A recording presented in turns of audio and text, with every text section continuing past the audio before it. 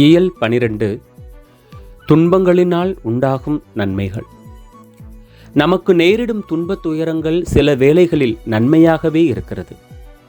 ஏனெனில் மனிதன் இவ்வுலக காரியங்களில் நம்பிக்கை வைக்காமல் தான் பரலோக வாயிலில் இருப்பதை அறிந்து கொள்ளும் பொருட்டு அவனது இதயத்தில் நல்ல நினைவுகளை அவை அடிக்கடி வருவிக்கின்றன.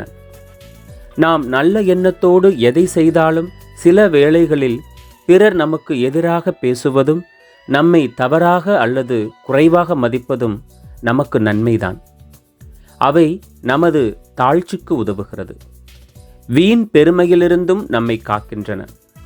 வெளிப்படையாக மனிதர் நம்மை நிந்தனை செய்யும் போதோ அல்லது நம்மிடம் குறைவான நம்பிக்கை வைக்கும் போதோ நம் உள்ளத்தில் இறைவனே சாட்சியாக இருக்க அது எளிதாக இருக்கிறது.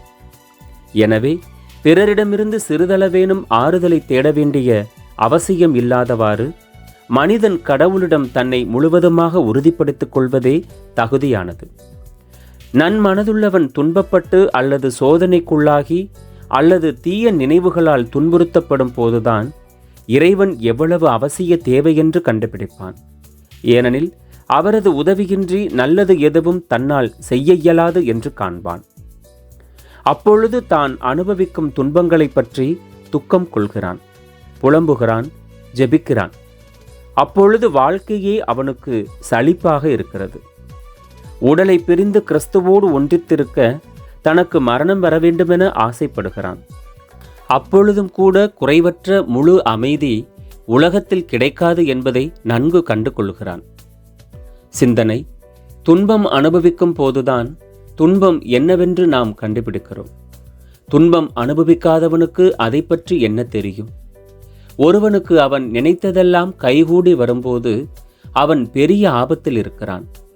அவனது ஆன்மா ஆழ்ந்த தூக்கத்திற்கு செல்லக்கூடும்.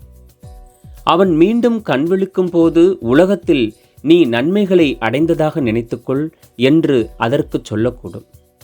இவ்வுலக துன்பங்கள் நிலைவாழ்வின் அடையாளம்.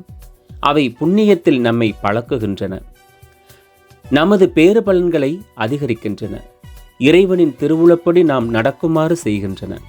ஏனெனில் கிறிஸ்துநாதர் பாடுபட்டு தம் மகிமையில் நுழைய வேண்டியிருந்தது என்று எழுதப்பட்டுள்ளது.